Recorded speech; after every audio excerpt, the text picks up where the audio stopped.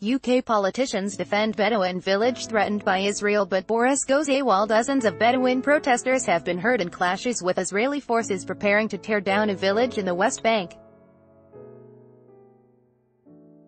A Conservative MP demanded the British government lodge a protest, but the Foreign Secretary was nowhere to be seen. Bulldozers moved into Khan al-Ahmar after an Israeli court ruled the village had been built without a permit from the Israeli government, which has illegally occupied the West Bank since 1967, despite numerous UN resolutions. The village lies between two illegal Jewish settlements, and the government is thought to want to build a road to link them. Around 173 Bedouin people face being made homeless. Tear gas and stun grenades. Israeli forces used tear gas and stun grenades against Bedouin who protested the demolition of their homes. 41 people were injured, 7 hospitalized, Palestine Red Crescent Society's Arab Fuqaha said on Wednesday, July 4. UN's Special Coordinator for the Middle East Peace Process, Nikolay Mladenov, has condemned Israeli actions, saying its plans to forcefully relocate the Arab nomads ran counter to international laws and undermined the two-state solution. Among the British politicians who have come to the defense of the villagers are Shadow Foreign Secretary Emily Thornberry, former Labour Party leader Ed Miliband and Conservative MP Sir Nicholas Soames. Sir Nicholas asked a question in the House of Commons. "I believe in a secure Israel alongside a viable and independent Palestine, but it is beyond comprehension how a remarkable country like Israel, cultured, sophisticated and democratic, whose people have themselves over the centuries known such terrible suffering,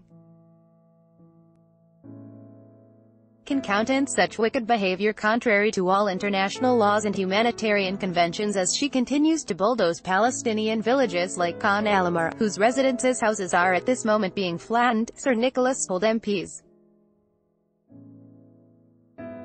"Behaving in barbaric way. What other country to dare to behave in this barbaric way, and will the government condemn these actions in the strongest possible terms?" he asked.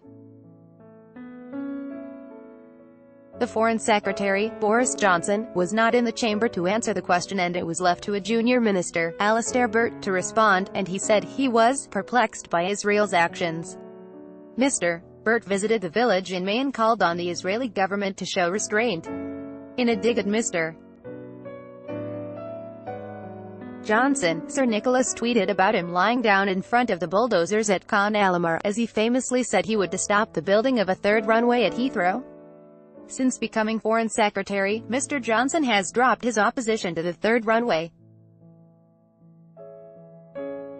Israeli rights group B'Tselem said 9 people had been arrested on Wednesday, including the organization's own head of field research. They are proceeding with infrastructure work to facilitate the demolition and forcible transfer of residents, said Amit Gilitz, a spokesman for B'Tselem. The Palestinian Red Crescent said 35 people were injured, with 4 taken to hospital. Police claimed stones were thrown at officers. The villagers said Israeli construction permits were never issued to Palestinians for building in parts of the West Bank close to Jewish settlements. Palestinian activists say the continued construction of illegal Israeli settlements in the area could effectively divide the West Bank in two.